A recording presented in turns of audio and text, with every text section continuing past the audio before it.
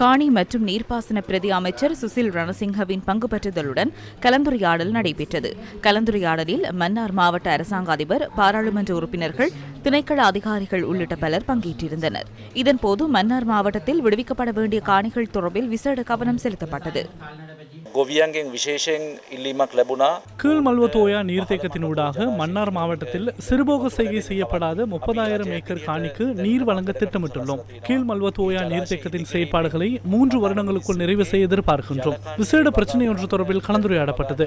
வனஜீவராசிகள் திணைக்களத்தினால் விவசாய காணிகள் காடுகளாக வர்த்தமானியில் அறிவிக்கப்பட்டுள்ளன. அது தொடர்பில் எடுக்கப்பட்டுள்ள நடவடிக்கை தொடர்பில் கலந்துரையாடப்பட்டது. 2,000 ஏக்கருக்கும் மேற்பட்ட காணிகளை விடுவிப்பதற்கு தற்போதும் வனஜீவராசிகள் திணைக்களம் தீர்மானித்துள்ளது. அந்த செயற்பாட்டை விரைவுபடுத்துவது தொடர்பிலும் கலந்துரையாடினோம். அமைச்சு மட்டத்திலும் அது தொடர்பில் கலந்துரையாட வேண்டியுள்ளது. அதில் நாம் தலையீடு செய்வோம்.